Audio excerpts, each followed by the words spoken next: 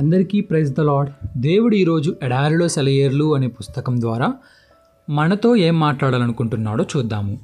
కీర్తనలు 43:5. నా ప్రాణమా నీవేళ కృంగి ఉన్నావు.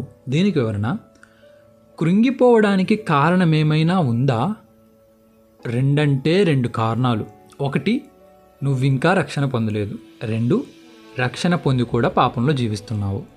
ఈ 2 కారణాలు తప్ప కృంగిపోవడానికి మరే కారణము లేదు.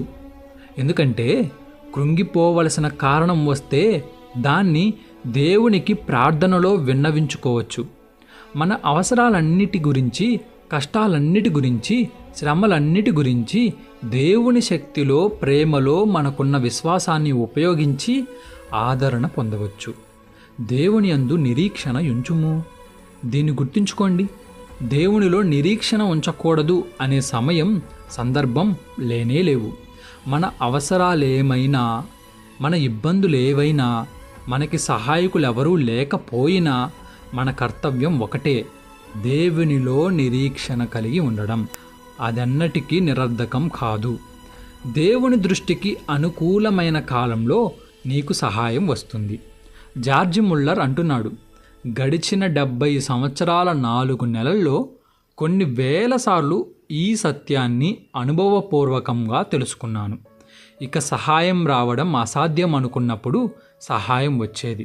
ఎందుకంటే దేవుని మహిమ ఎలాంటిదో మనకి తెలియదు కదా. ఆయన శక్తికి హద్దులు లేవు. మనకి సహాయం చెయ్యాలంటే ఆయన 10,000 సార్లు 10,000 మార్గాలలో చేయగలడు. పసిపిల్లవాడిలాగా మన సమస్యని ఆయన ముందు ఉంచడమే మన పని. నా విన్నపాలు విని వాటికి నువ్వు జవాబివ్వడానికి నేను అర్హుణ్ణి కాను.